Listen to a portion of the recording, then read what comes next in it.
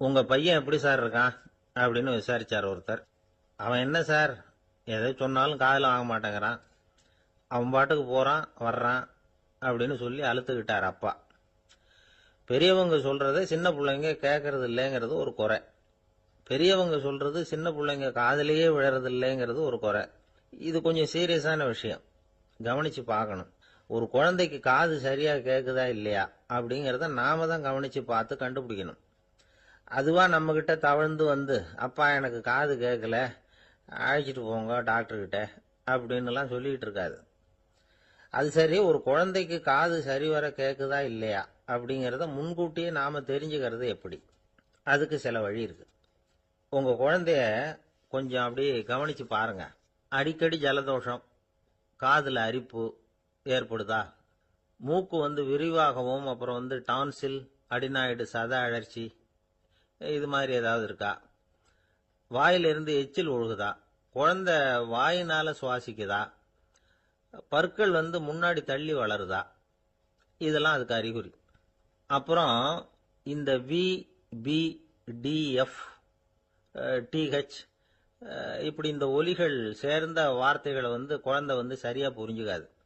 இப்போ உதாரணத்துக்கு பட்டுன்னு சொல்லு குழந்தை அப்படின்னீங்கன்னா அது கட்டுன்னு சொல்லும். அதாவது பட்டு சவுண்டை அதால புரிஞ்சுக்க முடியல. அப்புறம் உங்க குழந்தை உங்களை உறக்க பேச சொல்றானா, அடிக்கடி கேள்வி கேட்கறானா, சாப்பிடுறப்போ கவனம் இல்லாம இருக்கானா, படிப்புல போதுமான முன்னேற்றம் இல்லையா, வகுப்புல சரியா கவனிக்கிறது இல்லையா, இப்படிலாம் இருந்தா ஆரம்பத்திலேயே டாக்டர் கிட்ட அழைச்சிட்டு போய் சிகிச்சையை ஆரம்பிச்சுடலாம், குணப்படுத்தி விடலாம். குழந்தைக்கு காது சரியா கேட்கலன்னா நீங்க செய்ய வேண்டியது என்ன தெரியுமா? அவனுக்கு காது கேட்கலங்கிறதுக்காக அவன் முன்னாடி சத்தம் போட்டு பேசக்கூடாது. மெதுவா சீரா பேசணும், அவனை பார்த்து பேசணும். உங்க உதட்டு அசைவுகள் அவனுக்கு உதவும், அதை பார்த்தே புரிஞ்சுக்குவான். நீங்க வாயில வெத்தலை பாக்கு போட்டுக்கிட்டோ புகை பிடிச்சிக்கிட்டோ பேசக்கூடாது. அப்படி பேசினா அவனால அந்த உச்சரிப்பை சரியா புரிஞ்சுக்க முடியாது. ஒரு வார்த்தையை சொல்றீங்க, அவனுக்கு புரியல அப்படின்னா அதே வார்த்தையை மறுபடியும் சொல்லணும். அவனுக்கு நீங்க முதல்ல சொன்ன வார்த்தை புரியலன்னு நினைச்சுக்கிட்டு மறுபடியும் திருப்பி சொல்றப்போ அதே அர்த்தம் வரக்கூடிய வேற வார்த்தையை சொல்லக்கூடாது. இப்படிலாம் நடந்துகிட்டா அவனுக்கு மன திடத்தை ஏற்படுத்த முடியும். இல்லைன்னா அவனுக்கு தாழ்வு மனப்பான்மை வந்துடும். குழந்தைக்கு காது கோளாறுன்னா ஆரம்பத்திலேயே டாக்டர் கிட்ட அழைச்சிட்டு போனா போதும், குணப்படுத்தி விடலாம். அப்புறம் பார்த்துக்கலாமே அப்படின்னு அலட்சியமா இருந்துட்டாதான் கஷ்டம். சில பேர் கோபத்துல சின்ன பிள்ளைங்க காதை பிடிச்சி திருகிறது உண்டு. இது ரொம்ப தப்பு. காது கையோட வந்துட்டா என்ன பண்றது? ஒரு வேடிக்கை கதை, அது கதை தான், நிஜமா நடந்தது இல்லை, அது மாதிரி நடக்கவும் நடக்காது. ஒரு வேடிக்கைக்காக சொல்லப்படுற கதை. அதாவது ஒரு வீட்டில் அப்பா அம்மாவை பார்த்து சொல்லிட்டு இருக்கார், இதை பாரு, நாளைக்கு காலையில என்னை சீக்கிரம் எழுப்பி விட்டுரு, நான் செங்கல்பட்டு வரைக்கும் போயிட்டு வர வேண்டியிருக்கு அப்படின்னாராம். இத அவங்க பையன் காதுல வாங்கிட்டு இருக்கான். அப்பாவுக்கு சிரமம் வேண்டாமே அப்படின்னு நினைச்சு அவனே காலையில யாருக்கும் தெரியாம எழுந்திருச்சு புறப்பட்டு செங்கல்பட்டுக்கு போட்டான். சாயந்தரமா திரும்பி வந்தான். அப்பா பையனை காணாம அலமோதிக்கிட்டு இருக்கிறார். சாயந்தரமா பையனை பார்த்ததும் எங்கடா போயிட்டு வந்தேன்னு கேட்டார் கோவமா. செங்கல்பட்டுக்கு போயிட்டு வந்தேப்பா, நீ வீணா அலைய வேண்டாமேன்னு அப்படின்னா. எதுக்கடா போனேன்னு அதட்டினார்.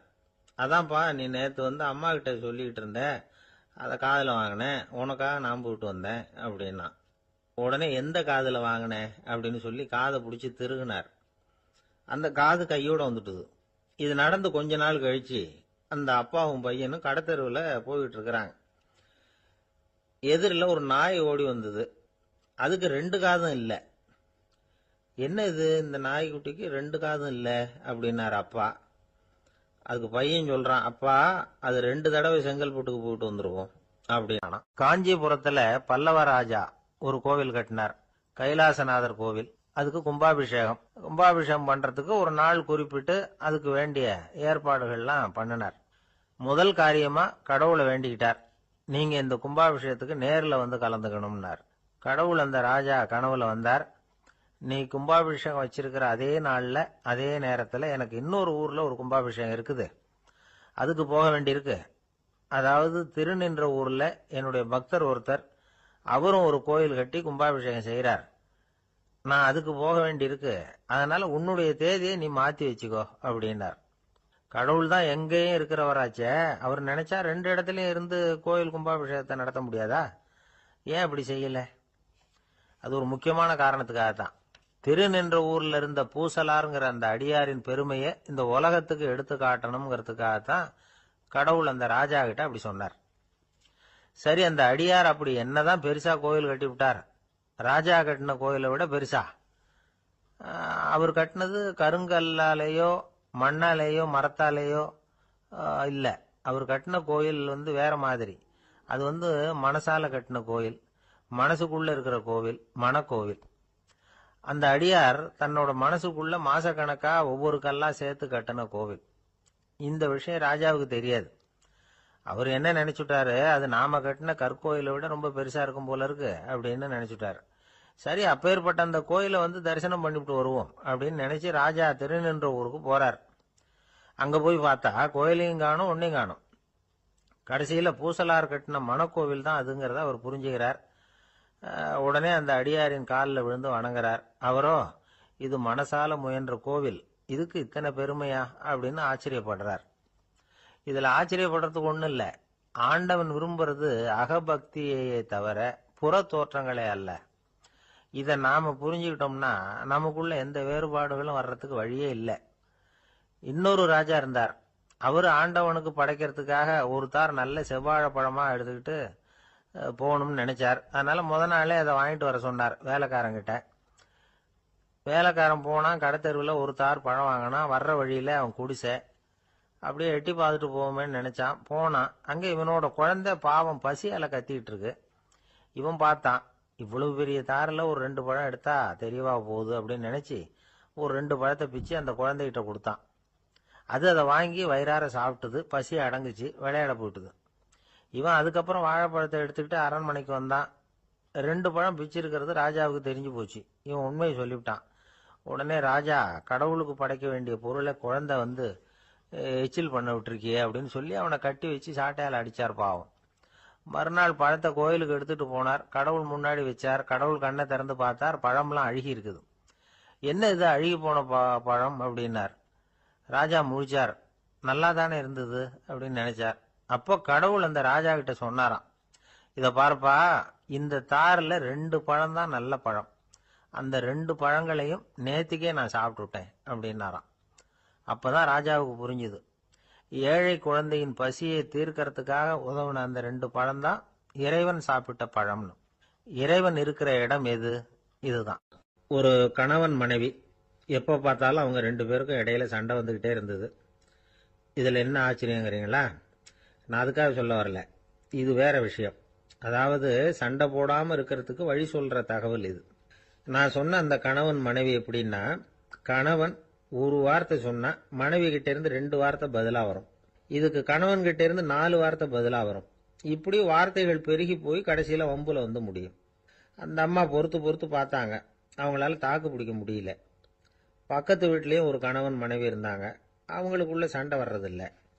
அது எப்படி அவங்களால மட்டும் சண்டை போடாம இருக்க முடியுது அப்படின்னு இந்த அம்மாவுக்கு ஆச்சரியம். ஒரு நாள் நேரா பக்கத்து வீட்டு அம்மா கிட்டே போய், ஏம்மா, நீங்க எப்படி கணவனும் மனைவியும் சண்டை போட்டுக்காம இருக்கிறீங்க? அது எப்படி முடியுது உங்களால அப்படின்னு கேட்டாங்க. அதுக்குன்னு ஒரு மருந்து இருக்குது, அதை சாப்பிட்டா சண்டை வராது அப்படின்னாங்க அவங்க. சரிங்க, அந்த மருந்தை அவரு சாப்பிட மாட்டாரே, மாட்டேன்னு சொல்லிட்டா என்ன பண்றது அப்படின்னு கேட்டிருக்கிறாங்க இவங்க. அந்த மருந்து அவருக்கு இல்லம்மா, உனக்கு தான் அப்படின்னாங்களாம் அவங்க. அப்படியா? அப்படின்னா கொடுங்க, ரொம்ப நல்லதா போச்சு. அதை எப்படி சாப்பிடுறதுங்கிற விவரத்தையும் சொல்லுங்க, எங்க அது கிடைக்கும்ங்கிறதையும் சொல்லுங்க, வாங்கிக்கிறேன் அப்படின்னு கேட்டாங்களாம் இவங்க.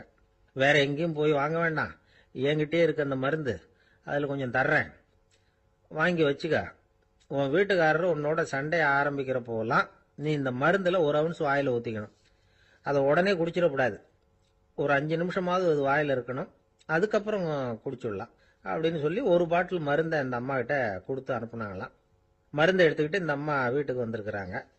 வீடு பூட்டி இருந்ததுனால கணவன் வாசல்லையே காத்துக்கிட்டு இருக்கிறான்.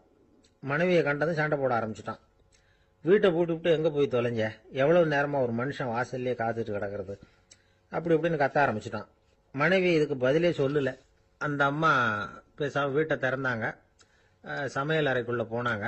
ஒரு அவுன்ஸ் மருந்த வாயில ஊத்திக்கிட்டாங்க. அன்னைக்கு சண்டை மேற்கொண்டு வளரவே இல்லை, நின்னுட்டுது. மருந்து பரவாயில்ல. அதுக்கப்புறம் பல சந்தர்ப்பங்கள்ல சண்டை வரும் போல இருக்கிற போலாம் இந்த மருந்து அதை நிறுத்தியிருக்கு. பிரமாதமான மருந்தா இருக்குது இது. இதை கொஞ்சம் அதிகமாகவே வாங்கி வீட்டில் வச்சுக்க வேண்டியதுதான் அப்படின்னு முடிவு பண்ணிட்டு இந்த அம்மா மறுபடியும் பக்கத்து வீட்டு அம்மாகிட்ட போனாங்க. எவ்வளவு விலையானாலும் சரி, நான் காசு கொடுத்து வாங்கி வச்சுக்கிறேன். எந்த கடையில் இருக்கு இந்த மருந்து சொல்லுங்க அப்படின்னு கேட்டாங்க. இந்த மருந்துக்கு விலையே கிடையாதுங்க, இலவசமாகவே கிடைக்கும்னாங்களாம் அவங்க. அது எப்படி விலை இல்லாமல் இதை விற்க முடியுது அப்படின்னு கேட்டாங்களாம் இவங்க. அது மருந்தா இருந்தா தானே விலை வைக்கிறதுக்கு, அது வெறும் தண்ணி தானே அப்படின்னாங்களாம். வெறும் தண்ணியா சண்டையை நிறுத்துது அப்படின்னு இருக்காங்க இவங்க. அது சண்டையை நிறுத்தல, உன்னோட மௌனம் தான் சண்டையை நிறுத்துது. நீ வாயில தண்ணியை வச்சுக்கிறதுனால எதிர்த்து பேசுறது இல்ல, அதனால உன்னுடைய கணவர் கோபம் சாந்தமாயிடுது அப்படின்னாங்களாம் அவங்க. இந்த கதையிலிருந்து சண்டையை நிறுத்துற மருந்து எதுன்னு தெரிஞ்சுக்கிட்டோம் இல்லையா. ஒருத்தர் என்ன பண்ணாரு, பாட்டில்ல தண்ணியை ஊற்றி வச்சுக்கிட்டு அவர்கிட்ட வர்றவங்களுக்கெல்லாம் இதை சிபாரிசு பண்ணலாம்னு நினைச்சுக்கிட்டு உட்காந்துருந்தார். ஒரு அம்மா வந்தாங்க. இதை கேட்டுட்டு இதையே ஒரு மருந்து மாதிரி கொடுக்கலாம்ங்கிறது அவர் முடிவு. அதனால பாட்டிலில் தண்ணி அடைச்சி வச்சுக்கிட்டு அதில் கலருக்காக என்னத்தையோ ஒரு ஜீரகம் அது மாதிரி எதையாவது கலந்து வச்சுக்கிட்டு ஒரு மருந்து மாதிரி ஒரு பாவனையில் வச்சுக்கிட்டு உட்காந்துருக்காரு. யாராவது வீட்டில் சண்டைன்னா என்கிட்ட வாங்க மருந்து தரேன்னு. ஒரு அம்மா வந்தாங்க. எனக்கும் என் வீட்டுக்காரருக்கும் அடிக்கடி சண்டை வருதுங்க அப்படின்னு இருக்காங்க. கவலைப்படாதம்மா, நான் ஒரு மருந்து தரேன்னு சொல்லி வீட்டுக்குள்ளே போய் ஒரு பாட்டில் எடுத்து வந்து கொடுத்தார். பாட்டிலில் இருக்கிறது என்னங்கிறத சொல்லிவிட்டா அது பேரில் மரியாதை வராது இல்லையா, அதனால சொல்லல. அந்த அம்மா வாங்கிட்டு போனாங்க. 4 நாள் கழிச்சு திரும்பி வந்தாங்க. என்னம்மா வீட்டில் சண்டை நின்று போச்சான்னு கேட்டிருக்காரு இவர். அங்கே நின்று போச்சுங்க, இப்போ உங்ககிட்ட ஆரம்பமாக போகுதுன்னாங்களாம். என்னம்மா அப்படின்னு இருக்காரு அவர் பயந்து போய். பின்ன என்னங்க, நீங்கள் என்ன மருந்து கொடுத்துருக்குறீங்க என்னங்க அப்படின்னாங்களாம் கோவமா. அது வெறும் தண்ணி தானே அப்படின்னு இருக்காரு இவர். தண்ணியா இது, நல்லா பாருங்க அப்படின்னு அந்த பாட்டில் நீட்டினாங்களாம். இவர் வாங்கி பார்த்துருக்காரு. அப்புறம் தான் விஷயம் புரியுது அவருக்கு. இவர் கை தவறுதலா அவங்க வீட்டில் இருந்த மண்ணெண்ணெய் பாட்டில் எடுத்து அவர்கிட்ட கொடுத்துருக்குறாங்க. அப்புறம் என்ன ஆகும், சண்டை வராம. ஆந்திர நாட்டில் ஒரு அரசர் இருந்தார். அந்த அரசர்கிட்ட ஒரு அமைச்சர் இருந்தார். அந்த அமைச்சர் பேரு ராயண பாஸ்கர். அவர் ஒரு பெரிய அறிவாளி. அது மட்டும் இல்ல, மிகச்சிறந்த கொடையாளி. யார் எது கேட்டாலும் இல்லைன்னு சொல்ல மாட்டாராம். அதன் காரணமாகவே அவர்கிட்ட இருந்த செல்வம் நாளுக்கு நாள் குறைஞ்சிக்கிட்டே வந்துட்டு தான். கடைசியில் குடும்பத்துக்குன்னு எதுவும் வைக்காமலே அவர் போய் சேர்ந்துட்டார். மகனும் இறந்துட்டார். அந்த குடும்பத்தில் மிஞ்சி இருந்தது அவருடைய மருமகள், ஒரு பேரன், அவ்வளவுதான். இருந்த ஒரே சொத்து பழுதடைஞ்ச ஒரு வீடு. அந்த அம்மா மற்ற வீடுகளில் வேலை செஞ்சு தன்னுடைய பிள்ளைய படிக்க வச்சுக்கிட்டு வராங்க. அந்த புள்ள ஒரு பெரிய வள்ளலுடைய பேரன்கிறது அந்த பள்ளி வாத்தியார்களுக்கும் தெரியும். அதனால அவங்களும் இவங்கிட்ட கொஞ்சம் அன்பாகவும் அக்கறையாகவும் பழகி பாடம் சொல்லி கொடுத்துக்கிட்டு இருக்கிறாங்க. ஒரு நாள் ஒரு புகழ்பெற்ற கவிஞர் ஒருத்தர் அந்த பள்ளிக்கூடத்துக்கு வந்திருக்கிறார். ஆசிரியர்கள்கிட்ட பேசிக்கிட்டு இருந்தப்ப ஒரு செய்தியை சொன்னாராம். ராயண பாஸ்கருங்கிற வள்ளல் எனக்கு நிறைய உதவிகள் செஞ்சிருக்கார், என்னை பாராட்டி பரிசுகள்லாம் கொடுத்துருக்கிறார். அந்த வள்ளல் வாழ்ந்த கிராமத்தை பார்க்கணுங்கிறதுக்காக தான் இப்போ இங்கே வந்திருக்கிறேன் அப்படின்னாராம். ஆசிரியர் உடனே இந்த பையனை கூப்பிட்டு, இதை பாருங்க, இவன் யார் தெரியுமா, நீங்க குறிப்பிடுகிற அந்த வள்ளலின் பேரன் அப்படின்னு அறிமுகப்படுத்தினாராம். கவிஞரின் கண்கள்ல ஆனந்த கண்ணீர். அந்த பரவச நிலையிலேயே அந்த வள்ளலை பற்றி கவி பாட ஆரம்பிச்சுட்டாராம். இந்த சின்ன பையன் அதை கேட்டிருக்கிறான். உடனே என்ன பண்ணான் தெரியுமோ, தன் கையில் அணிஞ்சிருந்த ஒரு பொன் வளையல கழட்டி அந்த கவிஞருக்கு பரிசா கொடுத்துட்டானாம். எல்லாருக்கும் ஆச்சரியம். தாத்தா இருக்கும் நிலையில கொடுத்தார், பேரன் இல்லாத நிலையிலையும் கொடுக்குறான். பையனை எல்லாரும் பாராட்டினாங்களாம். இருந்தாலும் அவனுக்குள்ள ஒரு பயம் எதுவும் ஆரம்பமாச்சு. பள்ளிக்கூடம் விட்டு வீட்டுக்கு வரும்பொழுது அந்த பயம் இன்னும் அதிகமாயிட்டுது. அம்மா என்ன சொல்லுவாங்களோ தெரியலையே, ஏதோ திடீர்னு தோணிச்சு வளையல கழட்டி கொடுக்கணும்னு கொடுத்துட்டோம். குடும்பம் இருக்கிற நிலையில இப்படி நான் செஞ்சது தப்பா, வீட்டு செலவுக்கே அம்மா எவ்வளவு கஷ்டப்படுறாங்க, வீட்டுக்கு போனதும் என்ன நடக்குமோ தெரியலையே அப்படின்னு நினைச்சு பயந்துகிட்டே அவன் வீட்டுக்குள்ள அடி எடுத்து வைக்கிறான். அம்மா கூப்பிட்டு சாப்பாடு போட்டாங்க. அவங்க கண்ணில் படக்கூடாதுங்கிறதுக்காக ஒரு கையை பின்னாடி மறைச்சிக்கிட்டே இருந்தான். அம்மா இதை கவனிச்சுட்டாங்க. ஏய், உன் கையை ஏன் அப்படி வச்சிருக்கிற, உன் கைக்கு என்னாச்சு, ஏதாவது அடிபட்டு போச்சா அப்படின்னு கேட்டுக்கிட்டே கையை எடுத்து பார்க்குறாங்க. வளையல காணலை. வளையல் எங்க அப்படின்னு கேட்குறாங்க. இவன் தயங்கிக்கிட்டே நடந்ததை சொல்கிறான். அதை கேட்டதும் அந்த அம்மாவோட முகம் கோபத்தால் சவுந்து போச்சான். முட்டாளே, என்ன காரியம் பண்ண அப்படின்னு கன்னத்தில் அரைஞ்சிட்டாங்களாம். அம்மா, என்னை அடிக்காத, ஏதோ தெரியாமல் தப்பு பண்ணிட்டேன் அப்படின்னு இருக்கான். மகனே, வளையலை கொடுத்ததுக்காக நான் உன்னை அடிக்கலை அப்படிங்க, பின்ன எதுக்கு அடிச்சேன்னு கேட்டிருக்கான். உன் பாட்டனார் ஒரு பெரிய வள்ளல், அவர் எதையும் பாதி வேலையா செய்யறதில்ல. அவருடைய பேரை நீ அரைகுறை வேலை செஞ்சுட்டு வந்திருக்கிற அப்படின்னாங்களாம். என்னம்மா சொல்றேன் இருக்கான். நீ ஒரே ஒரு வளையல மட்டும்தானே கழட்டி கொடுத்துருக்குற. கொடுக்கறதா இருந்தா ரெண்டையும் சேர்த்துல கொடுத்துருக்கணும். அதுதானே உங்க தாத்தாவுக்கு பெருமை அப்படின்னாங்களாம். அம்மா தெரியாம செஞ்சுட்டேன், உங்ககிட்டயும் அரை வாங்கிட்டேன் அப்படி இப்படின்னு அவன் சொல்லியிருக்கிறான். இப்போ அம்மா கொஞ்சம் இருங்க, அந்த கவிஞர் இன்னைக்கு நம்ம ஊர்ல தான் தங்கி இருப்பார். நாளைக்கு காலையில தான் அவர் வந்து எங்க இருக்காருன்னு விசாரிச்சு இன்னொரு வளையலையும் கொடுத்துட்றேன் அப்படின்னு இருக்கான். மகனே, நல்ல செயல்களை எல்லாம் நாளைக்குன்னு ஒத்தி போடாத. நாளைக்கு என்ன நடக்குங்கிறது யாருக்கு தெரியும். இப்பவே போ, எங்க இருக்காருன்னு பாரு அப்படின்னு இருக்காங்க. மகன் புறப்பட்டான். பள்ளி ஆசிரியர்கிட்ட போய் கேட்டானா அந்த கவிஞர் எங்க இருக்காருன்னு. அவர் சொன்னாராம். உடனே போய் அவர் இருக்கிற இடத்துல கதவை தட்டியிருக்கான். ராத்திரி நேரத்தில் இவனை கண்டதும் அவருக்கு ரொம்ப ஆச்சரியம். இவன் இன்னொரு கை வளையலையும் எடுத்து நீட்டியிருக்கான். அவர் திகைச்சு போய் நிற்கிறார். அவரால் என்ன பண்றதுன்னே தெரியல. ஆனந்த கண்ணீர்.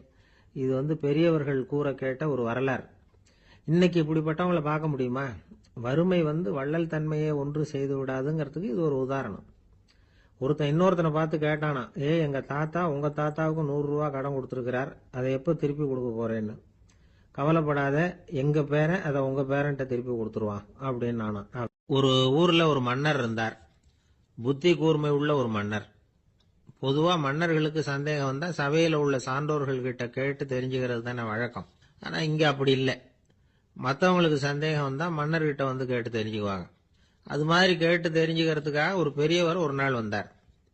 அவர் கையில 3 பொம்மைகள் வச்சிருந்தார். 3 ஒரே மாதிரி பொம்மைகள், கொஞ்சம் கூட வித்தியாசம் தெரியல.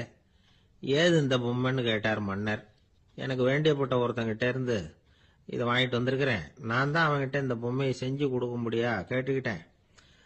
அவன் ரொம்ப புத்திசாலி, அவன் தான் இதை செஞ்சு கொடுத்தான். ஆனா அதுல ஒரு சிக்கல் அப்படின்னார். என்ன பிரச்சனைன்னு கேட்டிருக்காரு இவர். நான் அவன்கிட்ட கேட்டது 3 விதமான பொம்மைகளா இருக்கணும்னு கேட்டேன்.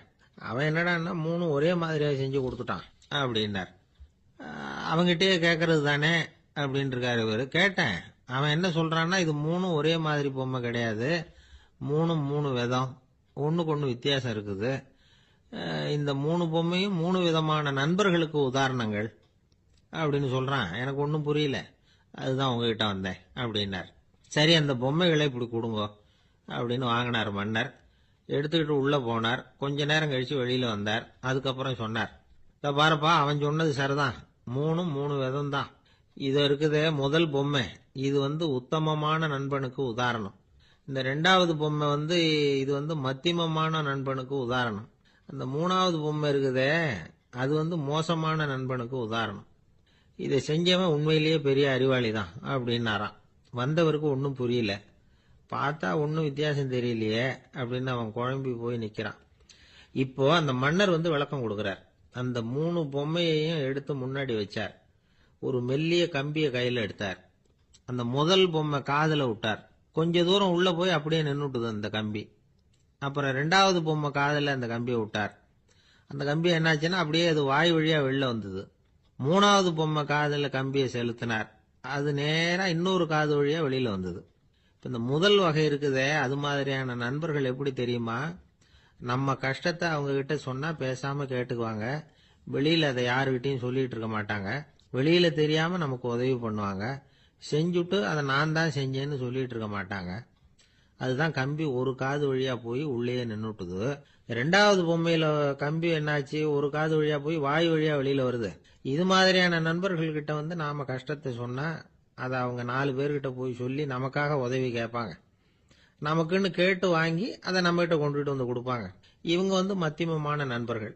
3வது பொம்மையில ஒரு காது வழியா செலுத்துற கம்பி இன்னொரு காது வழியா வெளியில வந்துருது. இது மாதிரியான நண்பர்கள் கிட்ட நம்ம கஷ்டத்தை சொன்னா அவங்க காது கொடுத்து கேட்கறது மாதிரி நடிப்பாங்க. அப்படியே இன்னொரு காது வழியா அதை வெளில விட்டுருவாங்க. அதை பத்தி கவலைப்பட மாட்டாங்க. இதுதான் இந்த பொம்மைகளுக்குள்ள இருக்கிற வித்தியாசம் அப்படின்னு விளக்கம் கொடுத்தாராம் மன்னர். படிக்கிற பிள்ளைங்கள்லயே இது மாதிரி 3 வகை உண்டு. சில பேர் காதால வாங்கி மனசுல வச்சுக்குவான். சில பேர் காதால வாங்கி பேனாவால எழுதி விடுவான். சில பேர் ஒரு காதால வாங்கி இன்னொரு காதால வெளியில விட்டுருவான்.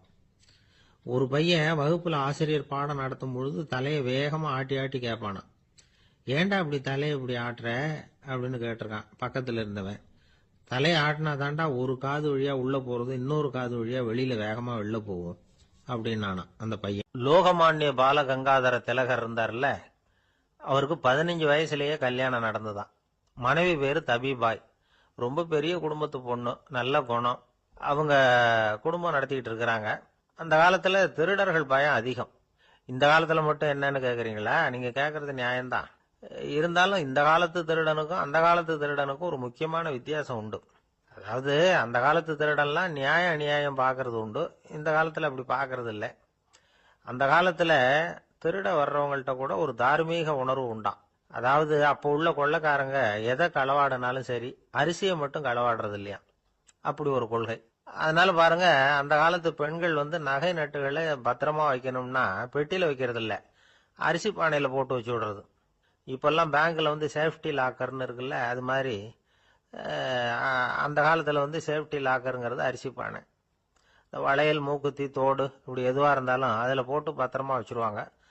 திருடன் அரிசி பானை பக்கம் போறதில்ல. ஏன்னா சாப்பிடுற விஷயத்துல கை வைக்கக்கூடாது, அது பாவம் அப்படின்னு அவன் நினைக்கிறான். திலகரோட மனைவி தபீபாயும் அதே மாதிரி தன்னுடைய ஆபரணங்களை ஒரு அரிசி பானைக்குள்ள போட்டு மூடி வச்சிருந்தாங்களாம்.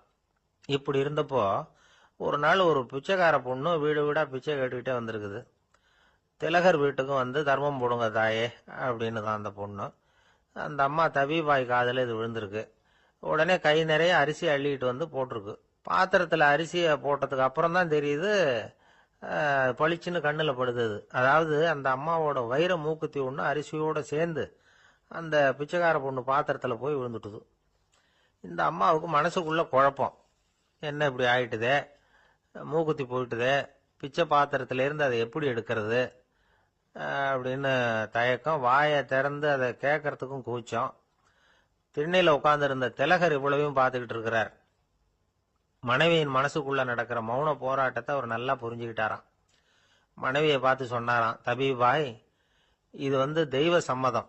அவளுக்கு சேர வேண்டிய மூக்குத்தி அவகிட்ட போயிட்டுது. பிச்சை பாத்திரத்துல விழுந்த மூக்குத்தியை எடுக்க வேணாம் அப்படின்னாராம். சரின்னு சொல்லிவிட்டு மேற்கொண்டு எதுவும் சொல்லாம அந்த அம்மா வீட்டுக்குள்ள போயிட்டாங்களாம். இந்த காலத்துல எல்லாம் அது மாதிரி நடக்குமா? வெறும் அரிசியை போட்டுட்டு விவகாரம் பண்ணிட்டு இருக்க மாட்டோமா? ஒரு பெரிய மனுஷன் வீட்டுக்கு ஒரு பிச்சைக்காரன் வந்தான். ஐயா, நாங்க பிச்சைக்காரங்கள்லாம் சேர்ந்து ஒரு சங்கம் வச்சிருக்கிறோம், அதுக்கு நிதி சேர்க்கிறோம், அதுக்கு ஒரு 100 ரூபா கொடுத்தீங்கன்னா எங்களுக்கு பெரிய உதவியா இருக்கும் அப்படின்னானா. அதெல்லாம் ஒன்றும் கொடுக்க முடியாது போ அப்படின்னாராம் அவரு. அப்படின்னா ஒரு 50 ரூபாயாவது கொடுங்களேன் அப்படின்னு இருக்கான். அதுவும் முடியாதுன்னு சொல்லிவிட்டார். 25 ரூபா அப்படின்னு இருக்கான். எதுவும் முடியாது அப்படின்னாராம். சரிங்க, இவ்வளவு பெரிய வீட்டுக்கு வெறுங்கையோட திரும்புறது நல்லா இருக்காது, அதனால சும்மா ஒரு 1 ரூபா மட்டுமாவது கொடுங்க அப்படின்னு இருக்கான் அவன். ஒரு பைசா கூட என்கிட்ட கிடையாது அப்படின்னு விட்டாரான் இவர். அப்படின்னா நீங்க ஒரு காரியம் பண்ணுங்களேன் அப்படின்னானா அவன். என்ன செய்யணும் அப்படின்னு இருக்கார். எங்க சங்கத்துல நீங்களும் ஒரு மெம்பரா சேர்ந்துருங்க அப்படின்னா. ஒரே ஒரு ஊர்ல ஒரு அம்மா இருந்தாங்க. அந்த அம்மாவுக்கு ஒரே ஒரு பிள்ளையாண்டான். அவனுக்கு ரொம்ப அக்கறையோட கல்யாணம் பண்ணி வச்சாங்க. கல்யாணம் முடிஞ்சதும் மருமக பொண்ணு வீட்டுக்கு சேர்ந்தது. அப்பாடா, என் கடமை முடிஞ்சது, இனிமே அக்கடான்னு எங்கேயாவது ஒரு மூலையில படுத்து கிடக்கலாம் அப்படின்னு நினைச்சாங்க அந்த அம்மா. ஆனா நினைக்கிறபடி எங்க நடக்குது? அதுக்கப்புறம் தான் பிரச்சனையே ஆரம்பமாச்சு. மருமகள் குணம் சரியில்லை, ஒரு மாதிரி. அந்த பொண்ணு வீட்டுக்கு வந்ததுமே முதல் வேலையா மாமியாரை பார்த்து, அதுதான் நான் வந்துட்டேன்ல, இனிமே உங்களுக்கு என்ன வேலைங்க, புறப்பட வேண்டியது தானே, காசி ராமேஸ்வரம்னு எங்கேயாவது போங்க அப்படின்னுட்டு தான். மாமியாரை பார்த்தாங்க, கொஞ்சம் யோசனை பண்ணாங்க. இந்த பாருமா, நீ இப்படி சொல்றதுக்கு முன்னாடியே வீட்டை விட்டு புறப்படணுங்கிற முடிவுக்கு நான் வந்துட்டேன். வீட்டை மட்டும் இல்ல, இந்த உலகத்தை விட்டே கூட போறதுக்கு தயாரா இருக்கிறேன். ஆனா ஒரே ஒரு விஷயத்துக்காக என் உயிரை கையில பிடிச்சிக்கிட்டு இருக்கிறேன் அப்படின்னாங்களாம். என்ன விஷயம்னு கேட்டது இந்த மருமக பொண்ணு. வேற ஒண்ணும் இல்ல, என் பிள்ளைக்கு கல்யாணம் பண்ணி வச்சுட்டேன், ஒரு பேர புள்ள பிறந்து அதை என் கண்ணால பாத்துட்டேன்னா நான் எங்க வேணும்னாலும் போறதுக்கு தயாரா இருக்கிறேன் அப்படின்னாங்களாம் அந்த மாமியார். மாமியார் இப்படி சொல்றதுலயும் நியாயம் இருக்கிறதாக பட்டுது அந்த பொண்ணுக்கு. சரி, அப்படியே இருந்து பார்த்துட்டு போகலாம் அப்படின்னு அனுமதி கொடுத்தது. கொஞ்ச காலத்துல ஒரு பேரன் பிறந்தான். அந்த அம்மாவும் பேரனை கண்ணால பார்த்துட்டாங்க. சரி, பேரனை பார்த்தாச்சுல்ல, இனிமே புறப்பட வேண்டியது தானே அப்படின்னது மருமக பொண்ணு.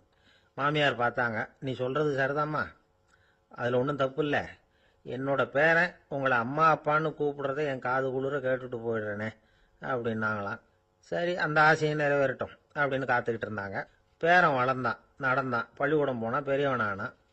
மருமக பொண்ணு மறுபடியும் மாமியாரை விரட்ட ஆரம்பிச்சுட்டுது, இன்னும் புறப்புள்ளையான்னு. இதை பாருமா, இது வரைக்கும் இருந்தது இருந்துட்டேன். பேரனோட கல்யாணத்தையும் கண்ணால் பார்த்தாதான் இந்த கட்டை வேகும் போல இருக்குது அப்படின்னு சொல்லி ஒரு மாதிரியா பேச ஆரம்பித்தாங்க. இதுவும் நியாயமான ஆசையாக தான் படுது அப்படின்னு அது யோசிச்சிருக்கு அந்த பொண்ணு. சரின்னு அதுக்கும் ஒத்துக்கிட்டது. உடனே பேரனுடைய கல்யாணமும் முடிஞ்சது ஒரு வழியா. இனிமே ஒரு நொடி கூட இங்கே இருக்கக்கூடாது, புறப்படுங்க அப்படின்னு மாமியாரை விரட்டிச்சான் அந்த பொண்ணு. இப்போ அந்த மாமியார் தன்னோட மருமகளை பார்த்து சொல்கிறாங்க, இதோ கிளம்பிட்டேம்மா, என் மூட்டை முடிச்செல்லாம் கட்டிக்கிட்டேன், புறப்பட்டுவிட்டேன். அப்படியே நீயும் உன் துணிமணிகளை மூட்டை கட்டிக்கிட்டு கிளம்பிடும், என்னோட சேர்ந்து 2 பேருமா சேர்ந்து போயிடலாம் அப்படின்னாங்களாம். அந்த பொண்ணு முழிக்குது.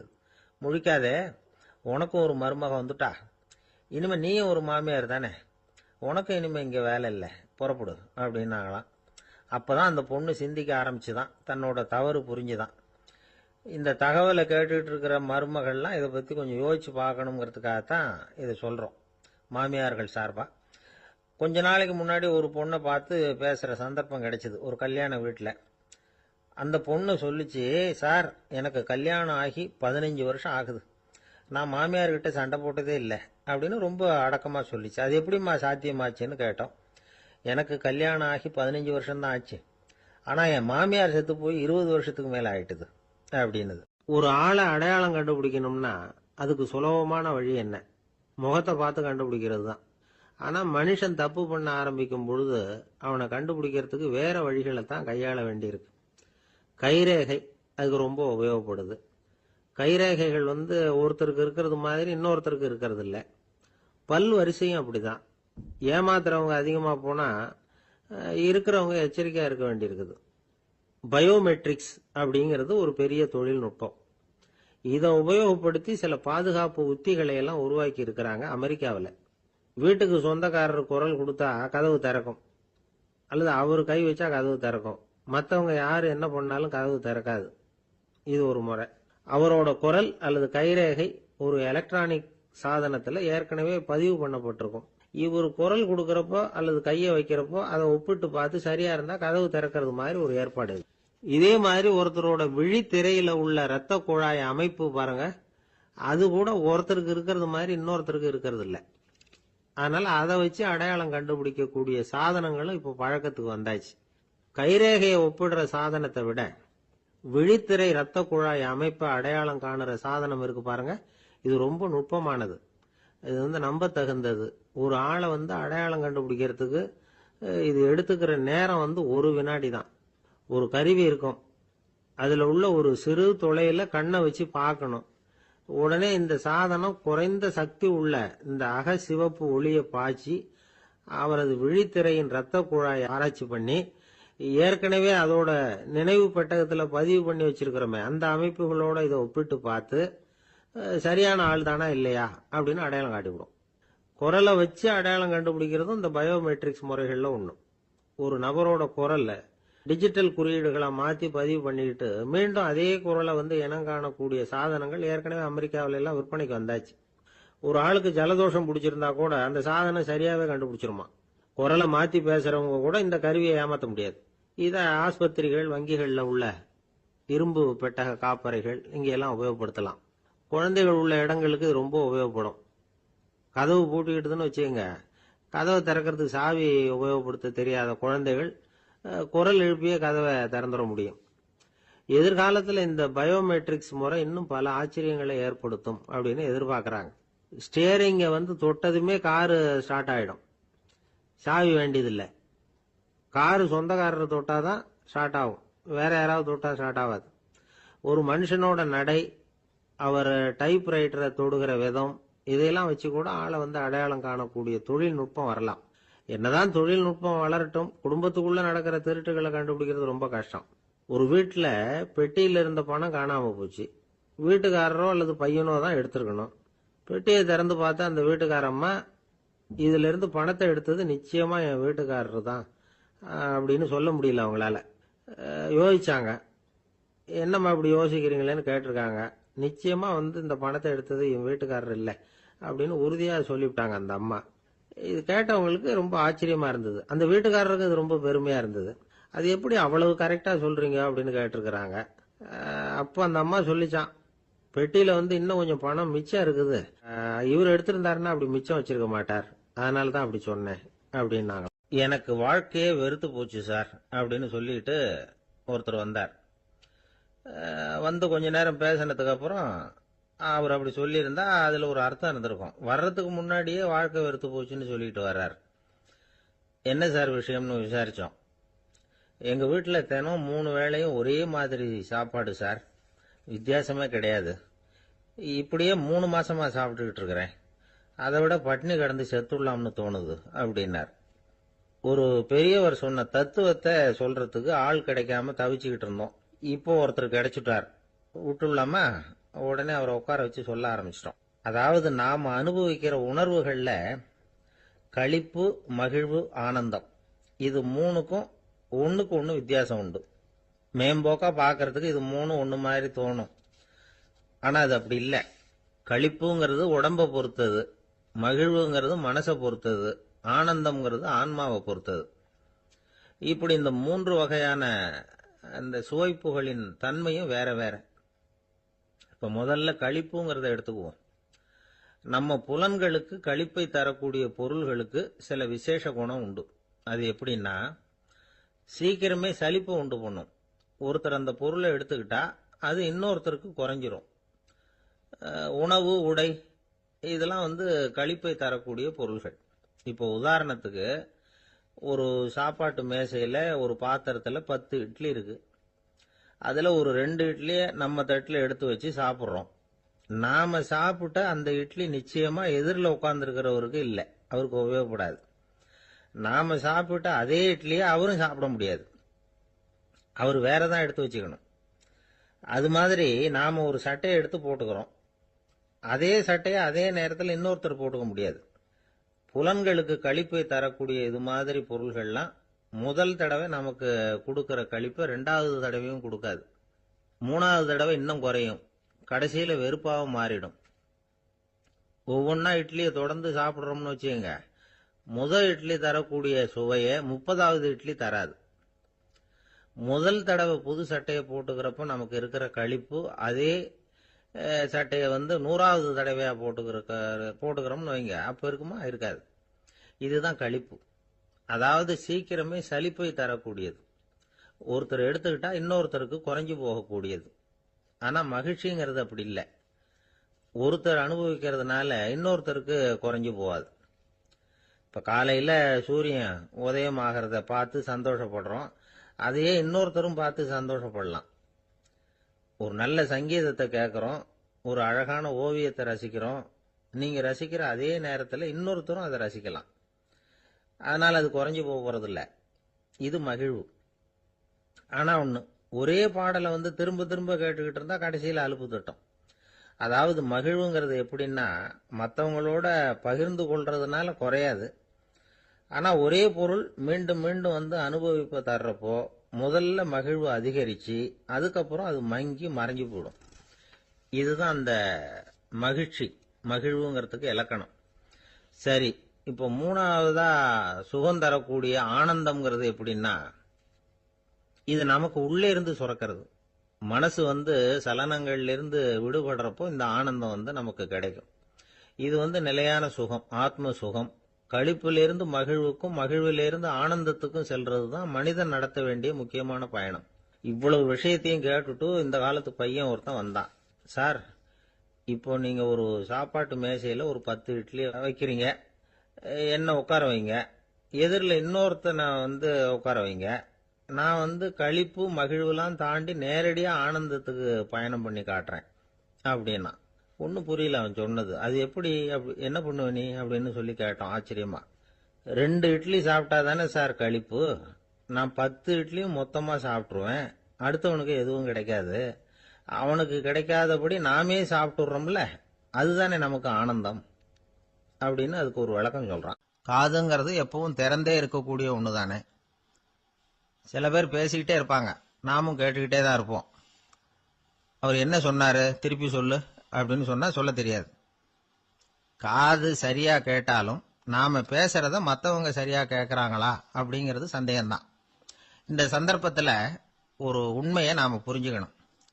அதாவது என்னன்னா, கேட்பதுங்கிறது வேற, கவனிக்கிறதுங்கிறது வேற. அதாவது கேட்கறதுன்னா அது ஹியரிங், கவனிக்கிறது அப்படின்னா அது லிசனிங். கேட்கறதுங்கிறது தன்னிச்சையா நடக்கக்கூடிய ஒரு செயல். இப்போ ஒரு சாலையில நடந்து போயிட்டு இருக்கிறோம், எவ்வளவோ சத்தம் நம்ம காதுல விழுந்துகிட்டு இருக்கு. கார் போற சத்தம் கேட்குது, பறவை ஒரு மரத்துல இருந்து கத்துது, அந்த சத்தம் கேட்குது. இப்படி நிறைய காதுல விழுந்துகிட்டு இருக்கு. ஆனா கவனிக்கிறதுங்கிறது எப்படின்னா, நம்ம முழு மனசை செலுத்தி உன்னிப்பா கேட்கறது. எத்தனையோ சத்தத்துக்கு நடுவுல தன்னுடைய குழந்தை அழற சத்தத்தை தாய் தெரிஞ்சுக்க முடியுது இல்லையா, அது மாதிரி. விவரம் தெரிஞ்சவங்க எல்லாம் என்ன சொல்றாங்கன்னா, கவனித்தல் அதாவது லிசனிங் அப்படிங்கிற செயல்ல 3 அம்சங்கள் இருக்கிறதாக சொல்றாங்க. அது என்ன 3 அம்சங்கள் அப்படின்னா, முதல்ல காதால கேட்கறது, இது முதல் அம்சம். ரெண்டாவது என்னன்னா கேட்டதை புரிஞ்சுக்கிறது. மூணாவது என்னன்னா என்ன புரிஞ்சுக்கிட்டோம்ங்கிறத தெரிவிக்கிறது, ஃபீட்பேக் அப்படின்னு சொல்ற மாதிரி. ஒரு ஆசிரியர் வகுப்புல பாடம் நடத்திக்கிட்டு இருக்கிறார். வெறுமனே கேட்கிற குழந்தை ஒரு காதால வாங்கி இன்னொரு காதால விட்டுடும். அதாவது கேட்கிற குழந்தை அப்படி செய்யும். ஆனா கவனிக்கிற குழந்தை கேட்டதை புரிஞ்சுக்கும். என்ன புரிஞ்சுக்கிட்டேன்னு கேட்டா பதில் சொல்லும். இதுதான் கேட்கறதுக்கும் கவனிக்கிறதுக்கும் உள்ள வித்தியாசம். ஒரு புள்ளி விவர கணக்கு என்ன சொல்லுது தெரியுமா? ஒரு மனிதன் எழுதுறது மூலமா 6% அறிவை பெருக்கிக்கிறானா, எழுதுறது மூலமா. படிக்கிறது மூலமா 19% அறிவை பெருக்கிக்கிறானா. பேசுறது மூலமா 30% அறிவை பெருக்கிக் கொள்ளுகிறான் அப்படின்னு சொல்றாங்க. ஆனா பாருங்க, கவனிக்கிறது மூலமா 45% அறிவை பெருக்கிக் கொள்ளுகிறான் அப்படிங்கிறது புள்ளி விவரம். அதனால கற்றலின் கேட்டல் நன்று அப்படின்னு சொல்றாங்க இல்லையா, அது இதுதான். அதனால கவனிக்கிறது மூலமா அதிக அறிவை நாம பெருக்கிக் கொள்ள முடியும். கேள்வி ஞானம் தான் ரொம்ப சிறந்தது அப்படிங்கிறார் வள்ளுவர். அதாவது கவனிச்சு கேட்கணும், அதுதான் முக்கியம். மற்றவங்க சொல்றத நல்லா கவனிக்க முடியாதபடிக்கு நாமே சில தடைகளை ஏற்படுத்திக்கிறோம், அல்லது நம்ம அறியாமலே அப்படி ஒரு தடை உண்டாயிடுது. அந்த தடைகளை தாண்டணும் அல்லது தகர்த்து எறியணும் அப்படிங்கிறது பெரியவர்கள் சொல்லுகிற யோசனை. அது என்ன தடைகள் அப்படின்னா, நமக்கு தெரியாத இவர் என்ன சொல்லிட போறார் அப்படிங்கிற நினைப்பு, இது ஒரு தடை. சொல்லி முடிக்கிறதுக்கு முன்னாடியே குறுக்க பேசுறது, மனசு அங்கேயும் இங்கேயும் அலையிறது, இதெல்லாம் தான் தடைகள். ஆசிரியர் பாடம் நடத்துறார் அப்படின்னா மாணவர்கள் அக்கறையா கவனிக்கணும், அப்பதான் பரீட்சையில பாஸ் ஆக முடியும். வீட்டுக்குள்ள கணவன் சொல்றத மனைவி கவனிச்சு கேட்கணும், மனைவி சொல்றத கணவன் கவனிச்சு கேட்கணும், இல்லைன்னா குழப்பமாயிடும். ஒரு அம்மா கோயிலுக்கு போனாங்க, சேலையில ஒரு முடிச்சு போட்டிருந்தாங்க. எதுக்கு சேலையில முடிச்சு போட்டு வச்சிருக்கிறீங்க அப்படின்னு கேட்டாங்க. எங்க வீட்டுக்காரர் ஒரு கடிதத்தை மறக்காம தபால் போட்டியில போட்டுடணும்னு சொன்னார், ஞாபகத்துக்காக முடிச்சு போட்டு வச்சிருக்கிறேன் அப்படின்னாங்க. கடிதத்தை பெட்டியில போட்டுட்டீங்களா அப்படின்னு கேட்டாங்க. அது எப்படிங்க முடியும், அவர் கடிதத்தை என்கிட்ட கொடுக்க மறந்துட்டாரே அப்படின்னாங்களாம். அதனால மறக்கப்படாதுன்னு நினைச்சுக்கிட்டே மறந்து விடுறது, இப்படி ஒரு வாழ்க்கை. அதனால வாழ்க்கையில நமக்கு இருக்கிறது செவிச்செல்வம் ரொம்ப முக்கியமானது. நிறைய கேட்கணும், சொல்றதை விட கேட்கணும், கேட்கறதை விட முக்கியம் கவனிக்கிறது. அப்படி கவனிக்கிறது மூலமா நம்முடைய வாழ்க்கையில வெற்றி பெறணும். அங்க நபிகள் நாயகம் உட்கார்ந்திருக்கிறார். அந்த சமயம் அம்மா அங்க வர்றாங்க. அவங்க கையில திராட்சை பழ கொத்து, அதை கொண்டுகிட்டு நபிகள் கிட்ட கொடுக்கறாங்க. சாப்பிடுங்க அப்படின்னு சொல்லி ரொம்ப அன்பா வேண்டிக்கிறாங்க. நபிகள் நாயகமும் ரொம்ப பிரியமா அதை வாங்கிக்கிட்டார். அதுக்கப்புறம் அதை சாப்பிட ஆரம்பிச்சார். நபிகள் நாயகம் மதீனாவில் தங்கி இருந்தப்போ இது மாதிரி நிறைய பேர் பழங்களையும் தின்பண்டங்களையும் கொண்டுகிட்டு கொடுக்கறது வழக்கம். நபிகள் நாயகம் என்ன பண்ணுவார்னா, அதெல்லாம் வாங்குவார். உடனே பக்கத்தில் இருக்கிற தோழர்கள் எல்லாருக்கும் பகிர்ந்து கொடுப்பார், தானும் சாப்பிடுவார். இதுதான் எப்போதும் வழக்கம். ஆனா இந்த தடவை என்னாச்சு தெரியுமா, அவர் அப்படி பண்ணல. ஒவ்வொரு பழமா எடுத்து தானே சாப்பிட்டுக்கிட்டு இருக்கிறார். அவர் விருப்பமா சாப்பிடுகிற காட்சியை ஆசை தீர பார்த்துக்கிட்டு இருந்தாங்க அந்த வயசான அம்மா, அந்த பழத்தை கொடுத்தவங்க. அவங்களுக்கு ரொம்ப மகிழ்ச்சியா இருந்தது, மன நிறைவா இருந்தது. நாம ஆசையா கொண்டுகிட்டு கொடுக்கிற பழத்தை நபிகள் நாயகம் இவ்வளவு பிரியமா சாப்பிடுறாரே அப்படின்னு நினைச்சு ரொம்ப சந்தோஷப்பட்டாங்க. அதுக்கப்புறம் அங்கிருந்து அவங்க புறப்பட்டு போயிட்டாங்க. இந்த அம்மா போனதுக்கு அப்புறம் பக்கத்துல இருந்த தோழர்கள் பேச ஆரம்பிச்சாங்க. ஏன்னா அவங்களுக்கு சந்தேகம், இன்னைக்கு வித்தியாசமா நடந்துகிட்டாரே அப்படின்னு. அண்ணலே, எது உங்களுக்கு வந்தாலும் எங்க எல்லாருக்கும் கொடுத்துட்டு தான் நீங்க சாப்பிடுவீங்க. இன்னைக்கு மட்டும் நீங்க அப்படி செய்யலையே, எல்லா பழத்தையும் நீங்களே சாப்பிட்டீங்களே, அதுக்கு என்ன காரணம் அப்படின்னு கேட்டாங்க. இப்படி கேட்கறதுனால நாயகம் அதை தப்பா புரிஞ்சுக்க மாட்டார் அப்படிங்கறது அவங்களுக்கு தெரியும். யாரும் எதையும் அவர்கிட்ட கேட்கலாம், அப்படி கேட்கறதுக்கு உரிமை உண்டு. இந்த ஜனநாயக முறைகளுக்கு அவர்கள் கொடுத்த மரியாதை இது. தோழர்களின் கேள்விக்கு நபிகள் பதில் சொல்ல ஆரம்பிச்சார். நண்பர்களே, அந்த அம்மா ரொம்ப பிரியமா அந்த பழங்களை என்கிட்ட கொண்டுகிட்டு வந்து கொடுத்தாங்க. முதல்ல ஒரு பழத்தை எடுத்து வாயில போட்டு பார்த்தேன். அது ரொம்ப புளிப்பா இருந்தது, சாப்பிடுறது ரொம்ப கஷ்டம். உங்ககிட்ட யாருக்காவது அதை கொடுத்திருந்தா அதுல வாயில போட்டதும் புளிப்பு தாங்காம முகம் சுழிச்சிருப்பீங்க. அதை அந்த அம்மா பார்த்துட்டாங்கன்னா வருத்தப்பட்டிருப்பாங்க. ஆசையா கொண்டுகிட்டு வந்து நமக்கு கொடுத்துருக்குறாங்க. அவங்க அன்பான மனசை நோகடிக்கிறதுக்கு நான் விருப்பப்படல. அதனால முகம் சுளிக்காம சாப்பிடணுமேங்கிறதுக்காகத்தான் அந்த பழங்கள் பூராவே நானே சாப்பிட்டுட்டேன் அப்படின்னு புன்முறுவலோட பதில் சொன்னாராம் நபிகள் நாயகம். இன்னொருத்தர் மனசு புண்படக்கூடாதுங்கிறதுக்காக புளிப்பையும் இனிப்பா ஏற்றுக்கொள்ளுகிற பண்பாடு இருக்கு பாருங்க, அது ஒரு பெரிய நாகரிகம். அது எல்லாருக்கும் சுலபமா வந்துடாது. நல்லா இருக்கிற பழத்தையே என்ன இவ்வளவு மோசமா இருக்கேன்னு சொல்லுகிறவர்கள் தான் நம்ம கிட்ட அதிகம். இந்த காலத்துல இல்வாழ்க்கையில இந்த நாகரிகத்தை சில பேர் கடைபிடிக்கிறது உண்டு. நல்லா இருக்க இல்லையோ முகம் சுளிக்காம சாப்பிட்டுருவாங்க. ஏன்னு கேட்டா, எதுக்காக சார் வீண் வம்பு, ஏதோ நமக்குன்னு கொடுத்து வச்சது அவ்வளவுதான் அப்படின்னு நினைச்சுக்கிட்டு போக வேண்டியது தானே அப்படிம்பாங்க. இவங்கெல்லாம் கூட ஒரு விதத்துல பண்பாடு தெரிஞ்சவர்கள் தான். இப்போ ஒரு ஆளு ஊரெல்லாம் சுத்தி விட்டு கடைசியில அழுத்து போய் ஒரு ஹோட்டலுக்குள்ள நுழைஞ்சானான். ரொம்ப களைப்பா இருந்தது அவனுக்கு. அதனால ரொம்ப களைப்படைஞ்சு போய் ஒரு நாற்காலியில போய் உட்காந்துருக்கிறான். இவனை பார்த்ததும் சர்வர் ஓடி வந்தார். சார் உங்களுக்கு என்ன வேணும்னு கேட்டார். எனக்கு தேவை 2 தோசையும் கொஞ்சம் அன்பான வார்த்தைகளும் அப்படின்னா. சர்வர் உள்ள போனார். 2 தோசையை கொண்டாந்து வச்சார். அன்பான வார்த்தை கேட்டனே அப்படின்னா இவன். சர்வர் ரொம்ப பணிவா குனிஞ்சி இவன் காதோரமா சொன்னார், ஐயா இந்த தோசையை சாப்பிட்றாதீங்க, புளிச்சு போன பழைய மாவு அப்படின்னார். இது பாருங்க, அன்பான வார்த்தையும் 2 தோசையும் கேட்டார், கொண்டாந்து கொடுத்துட்டார். இப்படி இருக்கிறவர்களும் இன்றைய மனிதர்கள்ல அதிகம். அதனால மனிதர்கள் ஒவ்வொருத்தரும் ஒவ்வொரு விதம். நம்ம கிட்ட பிரியமா நடந்துகிறவர்கள் மனம் கோணும்படி நாம் நடந்து கொள்ளக்கூடாது அப்படிங்கிறது தான் நபிகள் நாயகம் அவருடைய செயல் மூலமா நமக்கு உணர்த்தி இருக்கிற வாழ்வியல் உண்மை. அவனுக்கு வயசாயிட்டுது. இந்த கவலை பயம் எல்லாமும் அதிகமாயிட்டுது. மரண பயம், ராத்திரியில சரியா தூங்க முடியல, இப்படி ஆயிட்டுது நிலைமை. அந்த அரசன் ஏற்கனவே எப்படின்னா போர்க்களங்கள்ல எத்தனையோ பேரை ஓட ஓட விரட்டி இருக்கிறான். இருந்தாலும் இப்ப அந்த துணிச்சல்லாம் எங்கேயோ போயிட்டுது. பேசாம படுத்திருக்கிறான். அப்படியே படுத்தாலும் தான் தூக்கம் வர மாட்டேங்குது. என்ன பண்ணலாம்னு யோசிச்சான் இந்த மன்னன். உடனே எல்லா அமைச்சர்களையும் கூப்பிட்டான். எனக்கு நிம்மதி இல்லை, எதை நினைச்சாலும் பயமா இருக்கு, எனக்கு ஒரு ஆலோசனை சொல்லுங்க அப்படின்னா.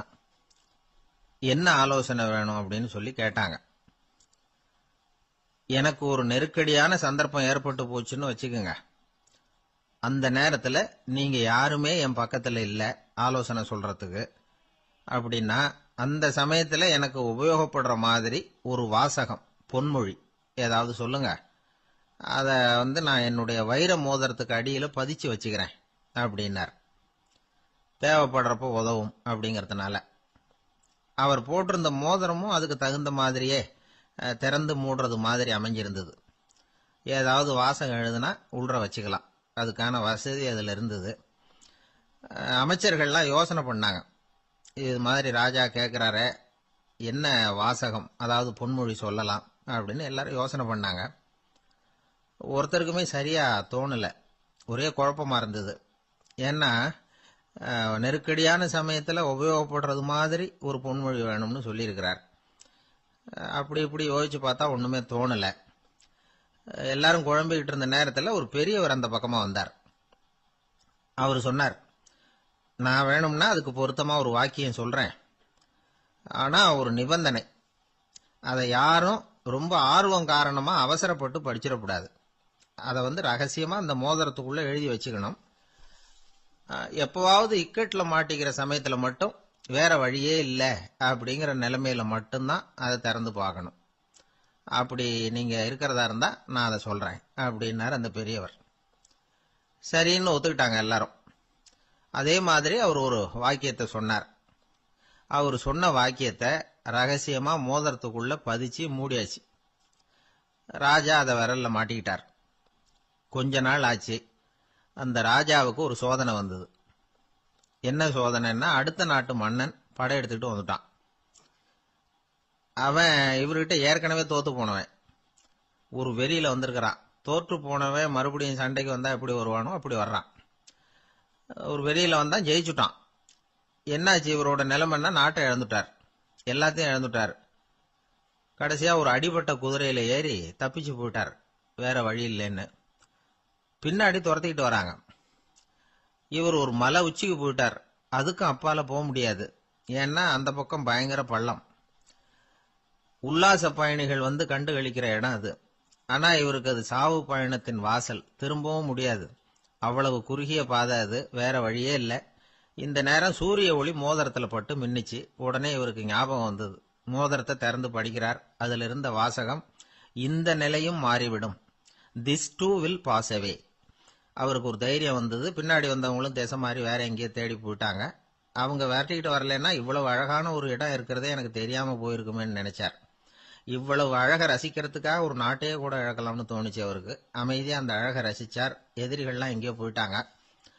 மன்னர் நாடு திரும்பினார். மறுபடியும் படைகளை திரட்டினார். கொஞ்ச நாள்ல படை எடுத்துக்கிட்டு போனார். யாருகிட்ட தோத்து போனாரோ அவரையே வெற்றி கண்டு திரும்பி வர்றார். வரவேற்பு விழா பிரமாவப்படுது. ஆடல் பாடல் கோலாகலம். இதை பார்த்தது அந்த ராஜாவுக்கு தலைகால புரியல. நம்மளை இனிமே யாராலையும் ஜெயிக்க முடியாதுன்னு நினைச்சார். அகம்பாவம் லேசா எட்டி பார்த்தது. இப்ப மறுபடியும் சூரிய ஒளிப்பட்டு மோதிரம் மின்னிச்சு. அதை திறந்து மறுபடியும் படிக்கிறார். இந்த நிலைமையும் மாறிவிடும், this too will pass away. அவ்வளவுதான். அவர் மனசு அடங்க ஆரம்பிச்சுட்டுது. ஆணவம் போயிட்டுது. இதுல இருந்து நாம தெரிஞ்சுக்க வேண்டியது என்னன்னா, எந்த சூழ்நிலையிலையும் நாம கவலைப்பட வேண்டியதில்லை. ஏன்னா இங்க எதுவுமே நிரந்தரம் இல்லை. அந்த ராஜா மாதிரியே நம்ம ஆளு ஒருத்தன் ஒரு மோதிரம் போட்டிருந்தான். அதுக்குள்ள அவன் எழுதி வச்சிருந்த வாசகம், எதுக்கும் கவலைப்படாதே அப்படிங்கிறது தான். ஒரு நாள் பயங்கரமான கவலையோட உட்காந்துருந்தான். பக்கத்துல இருந்தவங்க சொன்னாங்க, இது மாதிரி சந்தர்ப்பத்துல தான் நீ உன் மோதிரத்தை திறந்து பார்க்கணும்னாங்க. இவனுக்கு கவலையோட எரிச்சலும் சேர்ந்துக்கிட்டது. அது எப்படி முடியும், இப்ப திருட்டு போனது என்னோட அந்த மோதிரம் தானே அப்படின்னு சொல்லிவிட்டு தலையில கை வச்சுட்டு உட்காந்துட்டான். இப்படிலாம் சொல்றது உண்டு. இருந்தாலும் நாம எந்த சூழ்நிலையிலையும் கவலைப்பட வேண்டியதில்லை அப்படிங்கிற உண்மையை புரிஞ்சுக்கணும். அப்படி கவலைய வெல்றதுக்கான வழி தெரிஞ்சுட்டதுன்னா வாழ்க்கையில வெற்றி நிச்சயம். ஒருத்தர் வேகமா நடந்து போறார். கடத்தெருவுல ஒரு ஸ்வீட்டு கடையை பாக்குறார். உடனே சடன் பிரேக் போட்டது மாதிரி நிக்கிறார். ஒரு ஸ்வீட் வாங்கி சாப்பிடலாமேன்னு மனசு சொல்லுது. டாக்டர் வேணாம்னு சொல்லியிருக்கிறார், உடம்புக்கு ஒத்துக்காது, அதனால அது வேணாம்னு சொல்லுது அறிவு. இவர் மனசு சொல்றத கேட்கல, அறிவு சொல்றபடி கேட்கிறார். அதனால மறுபடியும் வேகமா அங்கிருந்து நடந்து போயிடுறார். அவர் நல்ல மனுஷன். மனுஷனுக்கு அறிவும் இருக்குது, உணர்ச்சியும் இருக்குது. எதுக்கு எடுத்தாலும் உணர்ச்சி வசப்பட்டுக்கிட்டு இருக்கக்கூடாது. அறிவு வசத்துல நாம இருக்கணும். அப்பதான் நாம நல்லபடியா வாழ முடியும். இல்லைன்னா அவஸ்தை தான். மகாபாரதத்துல சந்தனுன்னு சொல்லி ஒரு அரசன் வர்றான். அவன் ஒரு சமயம் அறிவு வசப்படாம உணர்ச்சி வசப்படுறான். அதாவது ஒரு நாள் கங்கை கரையில ஒரு அழகான பொண்ணை பாக்குறான். இவனுடைய மனசு அவகிட்ட போயிடுது. அவளை கல்யாணம் பண்ணிக்கிறதுக்கு ஆசைப்படுறான். அந்த பொண்ணு சரின்னு சம்மதிக்கிறா. ஆனா ஒரு நிபந்தனை போடுறா. அந்த நிபந்தனைக்கு சம்மதம்னு சொன்னாதான் உன்னை கல்யாணம் பண்ணிக்குவேன்னு சொல்றா. சரி, அவ போட்ட நிபந்தனை என்ன தெரியுமா? இது மாதிரி, நான் உங்க மனசு புண்படுற மாதிரி எந்த காரியம் பண்ணாலும் நீங்க என்ன ஏன்னு கேட்கக்கூடாது. நான் செய்யற காரியத்தை தடுக்கவும் கூடாது. அப்படி நீங்க செஞ்சா அடுத்த கணமே நான் உங்களை பிரிஞ்சு போயிடுவேன். இதுதான் அந்த பொண்ணு போட்ட நிபந்தனை. சந்தன அரசன் இந்த நிபந்தனையை ஒத்துக்கலாமா? இதை அறிவுபூர்வமா யோசிச்சிருந்தா இதுக்கு கட்டுப்பட்டுக்க மாட்டான். இந்த நிபந்தனைக்கு நான் சம்மதிக்க மாட்டேன்னு தான் சொல்லியிருக்கணும். ஆனா அவன் அந்த நேரத்துல உணர்ச்சி வசத்துல இருந்தான். அதனால நீ என்ன சொன்னாலும் சரின்னு ஒத்துக்கிட்டான். அவன் கல்யாணம் பண்ணிக்கிட்டான். இதனால என்ன ஆச்சு? 7 பச்சை இளம் குழந்தைகளை பிறந்த உடனே அவ கங்கையில தூக்கி எறிஞ்சு கொல்லக்கூடிய கோர காட்சிய இவன் ஒண்ணு பின்னாடி ஒன்னா பார்க்க வேண்டியதா போச்சு. கடைசியில 8வது குழந்தை பிறந்ததுன்னு தான் அவனுடைய அறிவு மேலோங்குது. அந்த கொடிய செயலை தடுத்து நிறுத்துறான். அந்த 8வது குழந்தை தான் பின்னாடி பீஷ்மர் ஆகிறார். ஒரு பக்தி பிரசங்கத்துல ஒரு பேச்சாளர் இந்த விஷயத்தை சொல்லிவிட்டு இன்னொரு விஷயமும் சொன்னார். அது என்னன்னா, சந்தனு மன்னன் அறிவுக்கும் உணர்ச்சிக்கும் நடுவில் அகப்பட்டு தவிச்சதுனால அவன் வம்சத்துல வந்த கௌரவர்கள் உணர்ச்சி வசப்பட்டாங்க, பாண்டவர்கள் அறிவு வசப்பட்டாங்க அப்படின்னு சொன்னார். மனுஷனுக்கு உணர்ச்சியை விட அறிவு மேலோங்கி இருக்கணுங்கிறது சரிதான். ஆனால் அந்த அறிவு எப்படி உபயோகப்படுத்துறோம்ங்கிறது முக்கியம். ஒருத்தர் சொன்னார், சார் இன்னைக்கு கோயம்புத்தூர்ல ஒரு கல்யாணம், அதுக்கு நான் போக முடியலையேன்னு நினைக்கும் பொழுது மனசுக்கு ரொம்ப வருத்தமா இருக்குது சார் அப்படின்னார். ரொம்ப உணர்ச்சி வசப்பட்டார். அதுக்காக கவலைப்படாதீங்க சார், ஒரு வாழ்த்து தந்தி கொடுத்துருங்களேன் அப்படின்னார் இன்னொருத்தர். அது எப்படி சார் முடியும்னார் அவரு. நான் தானே சார் கல்யாண மாப்பிள்ளை அப்படிங்கிறார் அந்த ஆள். ஒரு பல்கலைக்கழகம், அங்க ஒரு இலக்கிய பேராசிரியர், அவர் பாடம் நடத்திட்டு இருந்தார். ராபர்ட் பிரௌனிங் எழுதிய கவிதைகளை பத்தி சொல்லிட்டு இருக்கிறார். மாணவர்களும் ரொம்ப அக்கறையா அதை கேட்டுக்கிட்டு இருக்கிறாங்க. ஒரு குறிப்பிட்ட கவிதையை பத்தி சொல்லும் பொழுது அந்த பேராசிரியருக்கே ஒரு சந்தேகம். அதாவது அந்த கவிதையின் சரியான அர்த்தம் என்னங்கிறதுல சந்தேகம். பேராசிரியர் யோசனை பண்ணார். அந்த கவிதையை முழுசா புரிஞ்சுக்க முடியல.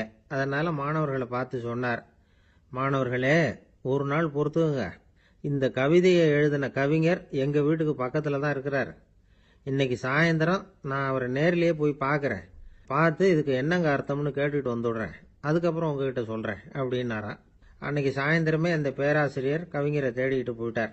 கவிஞர் அவங்க வீட்டில் அவர் பாட்டு உட்காந்துருந்தாராம். இவர் போய் அவர் முன்னாடி உட்காந்தார். அப்புறம் கேட்டார், ஐயா அந்த கவிதையின் முழு பொருள் என்னன்னு தெரிஞ்சுட்டு போறதுக்காக வந்திருக்கிறேன் அப்படின்னாராம். எந்த கவிதை அப்படின்னாராம் அவரு. இவர் அந்த கவிதையை சொல்லியிருக்கார். கவிஞர் கொஞ்சம் யோசனை பண்ணிவிட்டு அப்புறம் சொன்னாராம், பேராசிரியரே நீங்க கொஞ்சம் தாமதமா வந்துட்டீங்கன்னாராம். இவருக்கு ஒன்றும் புரியல. நீங்க என்ன சொல்றீங்க, நான் தாமதமா வந்துட்டேன்னா? நீங்க தான் உயிரோடு இருக்கிறீங்களே, அப்படி இருக்கும்பொழுது நான் தாமதமா வந்துட்டேன்னா அது எப்படி அப்படின்னு இவர் குழம்பி இருக்கிறார். இப்ப கவிஞர் சொன்னாராம், ஐயா நான் உயிரோட இருக்கிறேன்னா இல்லையாங்கிறது முக்கியம் இல்லை, நான் அந்த கவிதை வரிகளை எழுதினப்போ 2 பேருக்கு அதோட அர்த்தம் தெரிஞ்சிருந்தது, இப்போ ஒரே ஒருத்தருக்கு தான் அதோட அர்த்தம் தெரியும் அப்படின்னாராம். பேராசிரியர் யோசனை பண்ணியிருக்கார். அப்படின்னா அந்த ஒருத்தர் கவிஞர் ராபர்ட் பிரௌனிங்கை தவிர வேற யாரா இருக்க முடியும்? இவர் தான் அப்படிங்கிறத அவர் மனசுல நினைச்சுக்கிட்டார். அதனால சொன்னார், ஐயா நான் தாமதமா வரல, அந்த கவிதையின் பொருள் என்ன அது சொல்லுங்கன்னார். பேராசிரியரே நான் சொல்றது உங்களுக்கு புரியலன்னு நினைக்கிறேன். நான் இந்த வரிகள் எழுதினப்போ 2 பேருக்கு அதோட அர்த்தம் தெரிஞ்சிருந்தது. அந்த 2 பேர் யாருன்னா, ஒருத்தர் ராபர்ட் பிரௌனிங், அதாவது நான், இன்னொருத்தர் கடவுள். இப்போ அது கடவுளுக்கு மட்டும்தான் தெரியும். நானே இதை பத்தி பல தடவை யோசனை பண்ணி பார்த்தேன். இது ரொம்ப அழகானது, ஆனாலும் ரொம்ப வழுக்கலானது. அதை பிடிச்சிட்டோம்னு நினைச்சிட்டு இருக்கும் பொழுதே காத்து மாதிரி அது உங்ககிட்ட இருந்து ஓடி போயிடுது. எனக்கு ரொம்பவும் வருத்தமா தான் இருக்குது. நிச்சயமா நான் தான் இந்த வரிகளை எழுதியிருக்கிறேன், அதுல அர்த்தம் இருக்குங்கிறது எனக்கு தெரியும், அதை நான் உணர்றேன். ஆனா நீங்க என்னை மன்னிக்கணும், எனக்கே கூட அதை என்னால விளக்க முடியல. அப்படி இருக்கும் பொழுது உங்களுக்கு எப்படி அதை நான் விளக்க முடியும் அப்படின்னாரா அந்த கவிஞர். அனுபவிக்கப்படக்கூடிய எல்லாமே விளக்கப்படக்கூடிய ஒன்றல்ல, விளக்கப்படும் எல்லாமே அனுபவிக்கப்படக்கூடிய ஒன்றல்ல அப்படிங்கிறது ஞானிகளுடைய கருத்து. அதுக்காக தான் அந்த சம்பவம். வாழ்க்கையில் நீங்கள் தொடர்ந்து ஆய்வு செய்து கொண்டே இருக்கக்கூடிய விளக்கங்களை ஒருபோதும் அடைய முடியாத பரிமாணங்கள் இருக்கிறதுனால தான் அது அலுப்பு தட்டாமல் இருக்குது. உங்களால் நிறைய அனுபவிக்க முடியும், இருந்தாலும் நீங்கள் அனுபவித்து அறிந்த விஷயங்கள் கூட வார்த்தைகளால் விளக்கப்பட முடிவதில்லை அப்படிங்கிறது பெரியோர் சிந்தனை. இதெல்லாம் ஒரு பக்கம் இருக்கட்டும். நமக்கு தெரிஞ்ச பேராசிரியர் ஒருத்தர் 1 மணி நேரம் ரொம்ப விவரமா வகுப்பு எடுத்தார். கடைசியா சொன்னார், மாணவர்களே ரொம்பவும் எளிமையா விளக்கமா எல்லா விவரமும் சொல்லியிருக்கிறேன், அதனால இதுல உங்களுக்கு சந்தேகம் வர்றதுக்கு வாய்ப்பே இல்லை. இருந்தாலும் கேட்க வேண்டிய கடமை கேட்கிறேன். இதுவரைக்கும் நடத்தினதுல யாருக்காவது ஏதாவது சந்தேகம் உண்டா அப்படின்னு கேட்டாராம். எனக்கு ஒரே ஒரு சந்தேகம் தான் சார் அப்படின்னு எழுந்திரிச்சு நிக்கிறான் ஒருத்தன். என்னன்னு கேட்டாராம். இதுவரைக்கும் நீங்க என்ன பாடம் சார் நடத்துனீங்க அப்படின்னானா அவன். அம்மாக்காரங்களுக்கு அடிக்கடி ஏற்படுற கவலை ஒன்று உண்டு. அதாவது குழந்தை சரியா சாப்பிட மாட்டேங்குதே அப்படிங்கிற கவலை. இவங்கெல்லாம் ஒரு விஷயத்த நல்லா புரிஞ்சுக்கணும். குழந்தைகள்ங்கிறவங்க பெரியவங்க மாதிரி இல்லை. அவங்க கடிகாரத்தில் மணியை பார்த்துட்டு சாப்பிட்றதுக்கு உட்கார்ற ரகம் கிடையாது. பசிச்சா சாப்பிடுவாங்க, இல்லைன்னா விளையாடுவாங்க அல்லது தூங்குவாங்க. அது புரியாம அவங்கள கட்டாயப்படுத்தி அல்லது மிரட்டி சாப்பிட வைக்கிறது ரொம்ப தப்பு. ஒரு 8 மாச குழந்தைக்கு 3 மணி நேரத்துக்கு ஒரு தடவை பசிக்கும். அந்த நேரம் பார்த்து சாப்பாடு கொடுத்தா அடம் பண்ணாம அது பாட்டுக்கு சாப்பிட்றோம். அதே குழந்தைக்கு 1 வயசு ஆகிறப்போ 4 மணி நேரத்துக்கு ஒரு தடவை பசிக்கும். இந்த வயசுல இயற்கையாவே பசி குறைஞ்சிருக்கும். அது புரியாம என் குழந்தை முன்னாடி மாதிரி இப்ப சரியா சாப்பிட மாட்டேங்கிறான் அப்படின்னு சில பேர் டாக்டர் கிட்ட போய் சொல்லிக்கிட்டு இருப்பாங்க. இன்னொரு விஷயம், ஒரு குழந்தைக்கு வயசு அதிகமாகிற வேகத்துக்கு உடம்பு எடையும் அதிகமாகிக்கிட்டே போவாது. உடம்பு எடை அதிகமாகிற வேகம் குறைஞ்சிக்கிட்டே வரும். 6 மாச குழந்தைக்கு ஒரு வாரத்துல 150 கிராம் எடை கூடும்.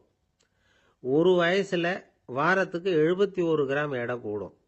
இது புரியாம அதிகமா சாப்பாட்டை கொடுத்து குழந்தைய கஷ்டப்படுத்தக்கூடாது. ஏன்னா அளவுக்கு மீறின உணவு அஜீரணத்தை உண்டு பண்ணிவிடும். குழந்தைக்கு ஒரு தட்டில் கொஞ்சமா ஆகாரத்தை வச்சு கொண்டுகிட்டு போய் கொடுக்கணும். மலை மாதிரி குவிச்சு வச்சா அதை பார்த்ததுமே பசி அடங்கி போயிடும். அடிச்சு மிரட்டி பயமுறுத்தி குழந்தைய சாப்பிட வைக்கிற பழக்கம் இருக்கு பாருங்க, அதுக்கு ஃபுட் ஃபோர்ஸிங் அப்படின்னு பேர். இப்படி பண்ணுனா குழந்தைக்கு சாப்பாட்டில் விருப்பம் குறைஞ்சிரும், அதை கண்டாவே வெறுக்க ஆரம்பிச்சிடும். அது மாதிரி உளம் சார்ந்த பசி குறைவு, சைக்கோஜெனிக் அனோரெக்சியா, அது ஏற்படுமா. சாப்பாடுங்கிறதே ஒரு தண்டனை மாதிரி தோணும். குழந்தைகளுக்கு பிடிச்ச மாதிரியான ஆகாரத்தை கொடுக்கணும். சத்து அதிகம் இருக்குங்கிறதுக்காக அதுக்கு பிடிக்காத ஆகாரத்தை கொடுத்து கட்டாயப்படுத்தக்கூடாது. குழந்தைகளுக்கு 2 வயசு ஆகிறப்போ இயற்கையாகவே எதிர்மறை குணம் உண்டாகும். அதாவது அந்த எதிர்மறையா பேசுறது. இது மாதிரி சமயங்களில் நாம் என்ன சொல்கிறோமோ அதுக்கு நேர்மாறாக நடந்துக்கும். ஏட்டிக்கு போட்டி. சாப்பிட சொன்னால் விளையாட போவோம், விளையாட சொன்னால் சாப்பாடு கேட்கும். இதை புரிஞ்சுக்கிட்டு நடந்துக்கணும். குழந்தை சொன்ன பேச்சை கேட்கலேன்னு கோவப்படக்கூடாது.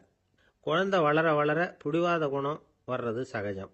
கேட்டதை வாங்கி கொடுத்தாதான் சாப்பிடுவேன் அப்படின்னு பிடிவாதம் பண்ணும். வாங்கி கொடுத்துடுறது தான் உத்தமம். நீங்களும் அதுகிட்ட பிடிவாதம் பண்ணிட்டு இருக்கக்கூடாது. ஏன்னா கேட்டது கிடைக்கலையேங்கிற ஏமாற்றம் கூட குழந்தையோட பசியை குறைச்சிரும். கேட்டது கிடைச்சுட்டா பசி அதிகமாகும். கொடுத்ததை மலமலன்னு சாப்பிட்றோம். குழந்தைகளுக்கு கண்ட கண்ட நேரத்தில் சாப்பிட்றதுக்கு எதையாவது வாங்கி கொடுத்துக்கிட்டு இருந்தா சாப்பாட்டு நேரத்தில் சாப்பிடாம அடம் பண்ண ஆரம்பிச்சிடும். பள்ளிக்கூடம் போகிற பிள்ளைங்க காலை உணவை சரியாக சாப்பிட மாட்டாங்க. அச்சம், அவசரம், பரபரப்பு இதெல்லாம் தான் காரணம்.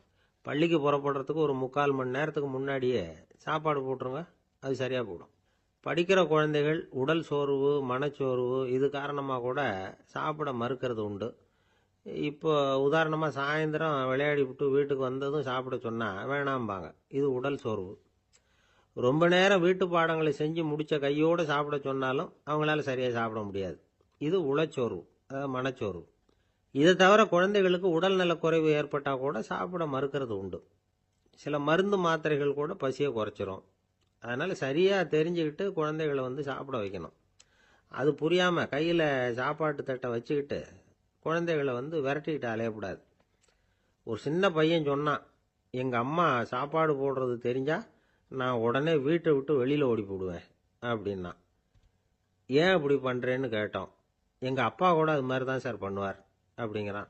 பந்திக்கு முந்தர ஆசாமிகள் நம்மள பல பேர் உண்டு. அப்படி முந்தறதுக்கு கூட முயற்சி பண்ணுறவங்க நிறைய பேர் இருக்கிறாங்க. இதில் என்ன ஒரு விஷயம்னா, பந்திக்கு முந்தறது கூட தப்பு இல்லை. ஆனால் அப்படி ஒரு விருந்தில் ஆளாக போய் உட்காந்து சாப்பிட்டா கூட வெளியில் வர்றப்ப என்ன பெரிய விருந்து வச்சுட்டான், சாம்பாரில் உப்பு இல்லை, ரசத்தில் காரம் இல்லை அப்படின்னு குறை சொல்லிகிட்டே வர்றது இருக்கு பாருங்க, அது சரியில்லை, நாகரிகமும் இல்லை. கல்யாண பத்திரிகையில் என்ன போட்டிருக்குது, என் பொண்ணுக்கும் இன்னார் பையனுக்கும் கல்யாணம், எல்லாரும் குடும்பத்தோடு வந்திருந்து மணமக்களை ஆசீர்வதிக்கணும், இப்படி தானே போட்டிருக்கோம். குடும்பத்தோடு விருந்து சாப்பிட்டு சாப்பாடு எப்படி இருக்குன்னு அபிப்பிராயம் சொல்லிவிட்டு போங்க அப்படின்னா போட்டிருக்கு கல்யாண பத்திரிகையில். ஒருத்தர் வீட்டு விசேஷத்துக்கு போயிருக்கோம்னா எவ்வளவோ அசௌகரியங்கள் நமக்கு ஏற்படலாம். ஏராளமான கூட்டம் வந்திருக்கும். எல்லாரையும் அவங்க தனித்தனியாக கவனிச்சிக்கிட்டு இருக்க முடியாது. நாம தான் அனுசரித்து நடந்துக்கணும்.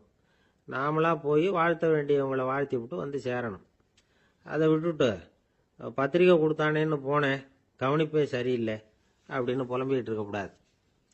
ஒரு விருந்துக்கு போனால் அங்கே எப்படி நடந்துக்கணும் அப்படிங்கிறத பற்றி கூட அனுபவசாலிகள் சில விவரங்கள்லாம் சொல்லியிருக்கிறாங்க. இந்த காலத்தில் கல்யாணம், பிறந்த நாள், அது இதுன்னு நிறைய விருந்துகள் நடக்குது. அதெல்லாம் எதுக்காக? மனித உறவுகளை வளர்த்துக்கிறதுக்காக தான், வேற எதுக்கு? ஒரு விருந்துக்கு போனால் அமைதியாக பொறுமையாக போய் உட்காரணும். அடித்து பிடிச்சிக்கிட்டு இடத்த பிடிக்க போகிறேன் அப்படின்னு நிற்கக்கூடாது. முதல் பந்தி நடந்துக்கிட்டு இருந்தால் அது முடிஞ்சு இலை எடுத்து சுத்தம் பண்ணதுக்கு அப்புறம் போய் உட்கார்றது தான் நாகரீகம். இலை எடுக்கிறதுக்கு முன்னாடியே அங்கே போய் உட்காந்தா நல்லா இருக்காது. நீங்கள் சாப்பிட்டுட்டு உட்காந்துருக்கீங்களா, சாப்பிட்றதுக்கு உட்காந்துருக்கீங்களா, பார்க்குறவங்களுக்கு சந்தேகம் வந்துடும். அதே மாதிரி இலையில எல்லா ஐட்டமும் பரிமாறினதுக்கு அப்புறம் சாப்பிட ஆரம்பிக்கணும். ஒவ்வொரு ஐட்டமா வைக்க வைக்க நாம பாட்டுக்கு எடுத்து உள்ள தள்ளிட்டே இருந்தோம்னா எதை வச்சோம் எதை வைக்கலன்னு பரிமாறினவரே குழம்பி போயிடுவார். ஏன்னா எப்போ பார்த்தாலும் இலை காலியாகவே இருக்கும்.